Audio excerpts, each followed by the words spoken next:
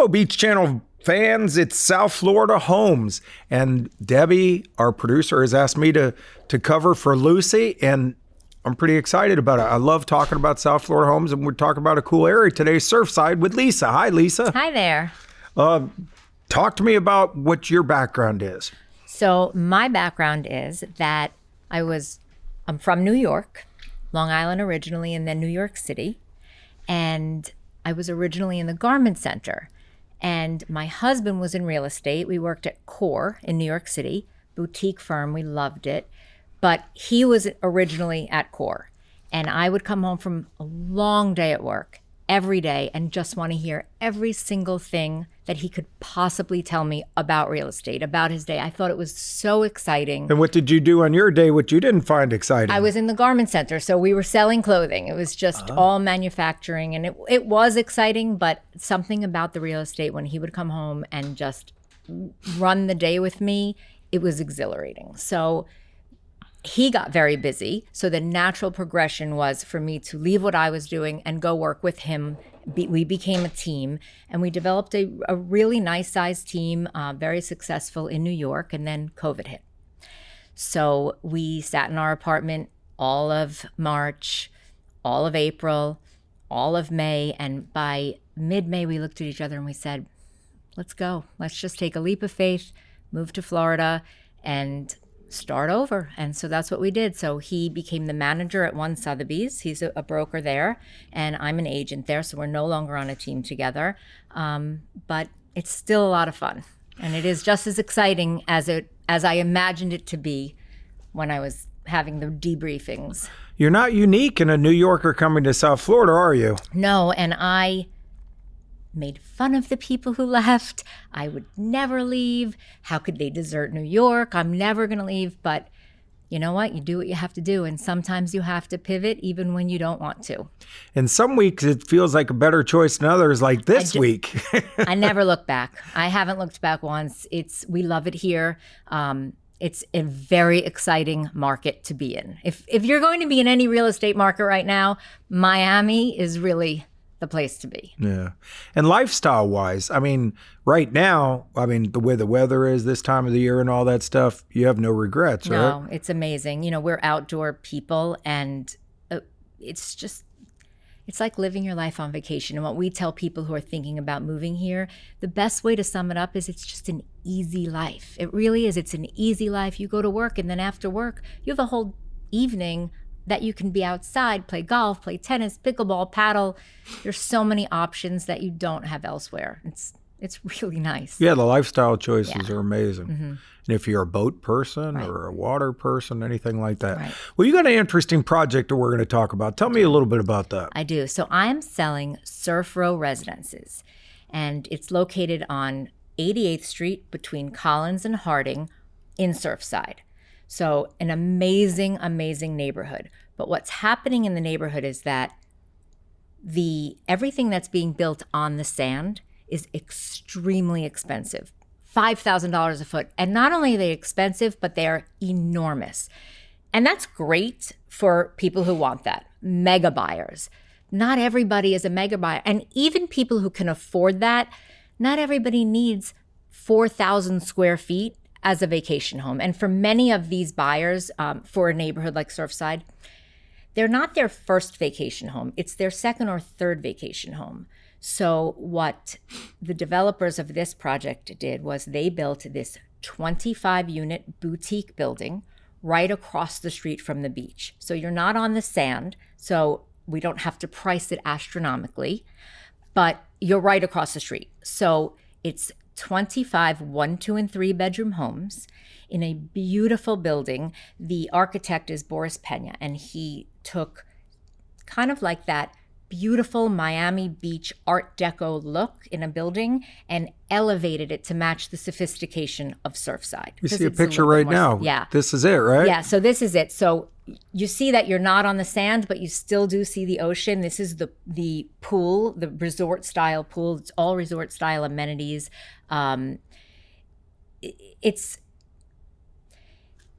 You don't have to be on the 43rd floor overlooking the ocean to be in a spectacular apartment. You don't have to be in 4,000 sprawling square feet to be in a beautiful home. So people do like new development. The problem that happens in areas like Surfside is that old is yucky, right? Yep. As a real estate agent, 9 times out of 10, I am pushing my my clients into new development. I love new development. It is the shiny new coin, and everybody likes the shiny new coin. Surfside's kind of transitioning from a lot of old stuff to new stuff now. Correct. And most of that is happening on the beach. So we are unique in that we're right across the street from the beach. What are we looking at here? This is interesting. So this is southeast facing 2+ den. And one of the beauties of this project is the 1-bedrooms have dens. A lot of the 2-bedrooms have dens. The 1-bedrooms are 1,089 square feet. So they're big, but they have a full den, a full bathroom, laundry room, the works. Very wide open too, what everybody likes. It's wide open. You still get views. One thing that's nice about being across the street from the beach is that we're open air all around. So we might not have a view of the sand, but there's nothing on top of us, right? There's nothing on top of this building. It's very open and airy, and you're going to get sunlight from every apartment. The developers, people like amenities, and everyone is interested in health and wellness. So one thing that they did is in this building, there's a strong emphasis on health and wellness. Even though we're not $5,000 a foot, they didn't want to skimp on services, amenities, and the health and wellness aspect.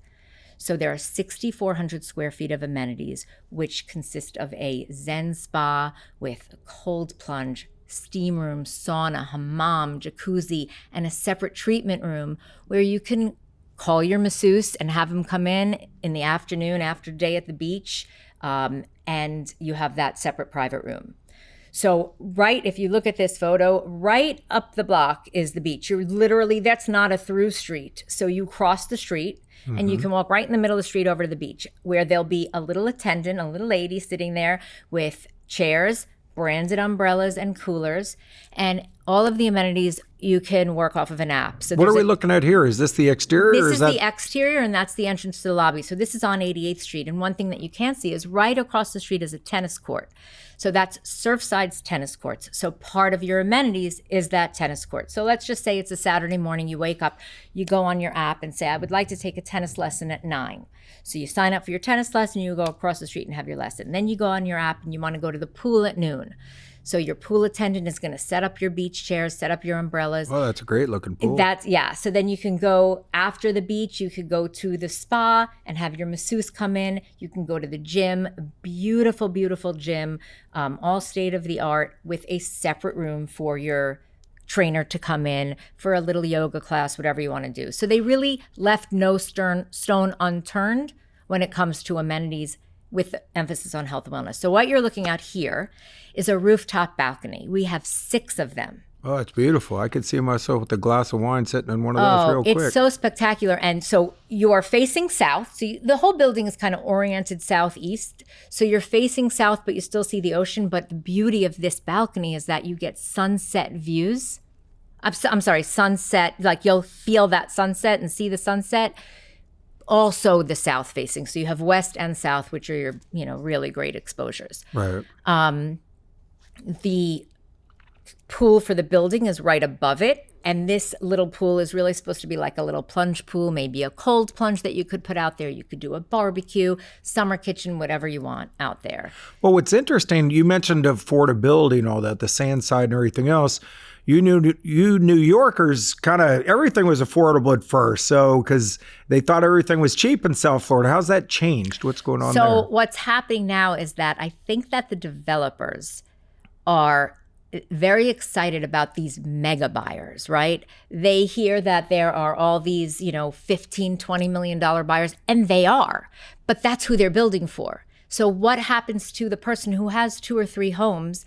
They can afford those mega apartments, but they don't need it. They come here not that often, right? They're maybe 3 months a year they're here. So they don't need 5,000 square feet on the beach. So this appeals to a clientele who is used to a very expensive property. And here we blended around 1,800 a square foot, which is very, very reasonable for new development across the street from the beach. So who's your audience? Is it New Yorkers, people Northeast? So Who are always you looking at? Northeast. That's always going to be a sure thing. Canada, Toronto, hot. We have so many. I am constantly showing it to people from Canada. So that's a big one. Europe, we sold it to a few people from London, different European countries, which was interesting because we thought it was going to be all South America. And so far it's not. It might be. We've sold about 30% in the first 30 days. So it's a very hot project. Oh, that's great. Yeah, that's it's pretty cool. hot. And no South American bars. That's amazing because South Beach is just, and all those areas are known for South So far, American no. bars. I mean, we are relatively new. We only launched 2 months ago, but we are popular, to say the least. So we have a tremendous amount of presentations, a tremendous amount of interest. They are converting into reservations. People weren't necessarily looking to reserve things Christmas, over Christmas necessarily, and we still got 4 reservations over the break. So it's exciting. It's an exciting project. It's a great product. Maybe we'll change that a little bit. We have a lot of viewers in Colombia and in certain parts of South America, so that would be great. You all need to check it out. One thing that's nice is that the rental policy on this building, which can get tricky because, if I'm moving into something, I don't want any renters, right? But that's not realistic. So what we have here is you can rent it out quarterly, which makes it attractive to investors. It makes it attractive to people who are coming from countries that like to rent in the summertime. So you have this beautiful home where a New Yorker is only going to use it in the winter, and they have the option to rent it out for 3-4 months over the summer. So I'm not renting in the summer. That's the one thing but where we have our regrets in August. It's like, oh, maybe this isn't the great lifestyle. And then we kind of get into late September and we start going, it's back. Right. Then we exactly. Yes, exactly. yeah. Look, it can't be perfect all the time. What side are we looking at here? This is the entrance. So this is standing on the tennis court. So you're literally looking at tennis courts at this beautiful little park. And then across, kind of diagonally across from us on the beach is 87 Park. I don't know if you're familiar with that building. It's a beautiful building. And then next to that, they're building a Zaha Hadid architect, the architect Zaha Hadid, who passed a few years ago. She has a beautiful building going up right across the street. And then just south of that is a park it's a community park that used to be kind of unsavory, and they just put $10 million into the park. And it did wonders for the community because it's safe, it's beautiful, and they have really nice community events there. They'll do certain things for Shabbat at the park. They'll do sunset yoga, sunrise yoga, Latin dancing on Saturday night. They'll have things like that. So it's a really nice neighborhood. It just wasn't affordable. You either had to buy something old with popcorn ceilings, Right. or you had to buy in Surf Club, in the Four Seasons Surf Club, in 87 Park, in Fendi. You had to buy in one of these fancy buildings, which is great, but not everyone needs that. Right. Our buyer would, if we didn't exist, would have to go to Bay Harbor, which is fine. Bay Harbor is beautiful, and there are some really nice developments going up in Bay Harbor. People want the beach. A lot of people say, I'm not going to have a home in New Jersey all the time and maybe a place in Aspen and then not be on the beach in Florida, right? Right. So this really gives them the option to have concierge beach service and not be on the sand, which is when your prices skyrocket. Right. Yeah. Well, the big thing in South Florida now is you mentioned, the project going on here, there. There's so many projects going on. Everything. There's a friend of mine said that the bird of Florida or South Florida is the crane because they're everywhere. I've never heard that. That's great. And I'm going to use that from now on because that is great. And it's true, especially in Bay Harbor. There are a million new developments and they're great and they will fill up and they are selling. That's what's amazing too. All these new developments and it's all selling. The one thing that I tell my clients, and the one piece of advice being involved in new development that I would give is know your developers, right? Because Miami is so hot right now and it's the shiny new coin, Miami's a little bit like the Wild Wild West. Every developer who's ever done anything anywhere wants to build in Miami. So they're like, oh, I'm a developer. I'm going to come down and build this amazing project. Well, guess what? It's not getting built. So you have, and the only reason why is because, and yeah, I shouldn't say that. A lot of them do get built, but you do run a risk. They don't all get built. Well, it wasn't that far long ago where a lot of them didn't get built. Correct. And not all of them are going to get built. So it's important to know where the funding is coming from. It's important to know how far along the project is. It's important to know who your developers are. Do they have connections in Florida, in Miami? Surfside is a great example. I just know from being in this process with Surf Row for a couple of years now, just from the inception and everything, that the permits and the everything that you need from the town of Surfside, it's rivals Coral Gables now, because I know Coral Gables has crazy, you have to have permits for every single little thing. If you want to move your garbage pail from here to here, you need a permit.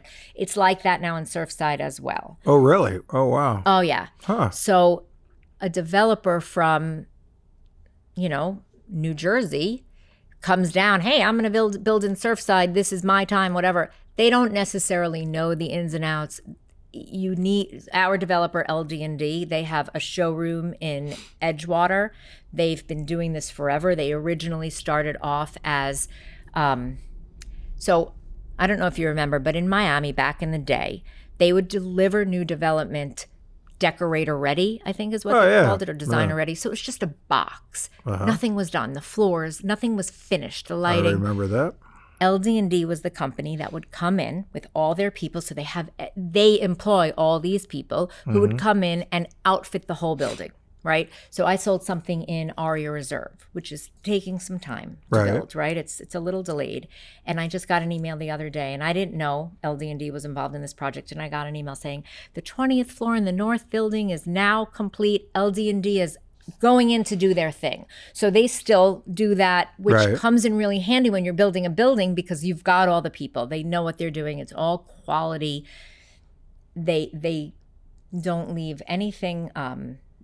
Their attention to detail and to quality shows very much in this project and in all of the projects they do. And they have the support to do that, because this is what they've been doing forever. Right. A lot of people assume that something new is better a lot of times. And sometimes if it's built badly, it's worse than an old building. Nothing's worse than an old building. Nothing? Let's start with that. The old buildings have mold, assessments, popcorn ceilings. I'm not a big fan of the old buildings. I'm going through it now. I have quite a few listings in Aventura, okay? Old in Aventura it's a crime what is happening to these buildings. But some of these stories of bad developers and stuff going down the path what you were talking about, where they put the wrong windows in, or they're installed improperly, or they don't have things strapped, that can be really bad. Know your developer. Yes. You're not going to you have to give 40% deposit before this is built, right? Before you close. So you give, just to kind of give a background on how it works. When you sign the reservation, you give 10% of the purchase price. Then we go to contract, you give another 10%. So you're essentially 20% when you sign. 10% at groundbreaking. 10% at top off. So now you're in for 40%. And then about 18 months after the shovel goes in the ground, this building will be built. It's only 4 stories. It's not going to take 3 years to build. It's not going to have a million delays. Know your developer. If you have a developer who hasn't been doing this and doesn't have buildings that are up, you want to make sure, because that can happen, and it's a shame. You know? Sure.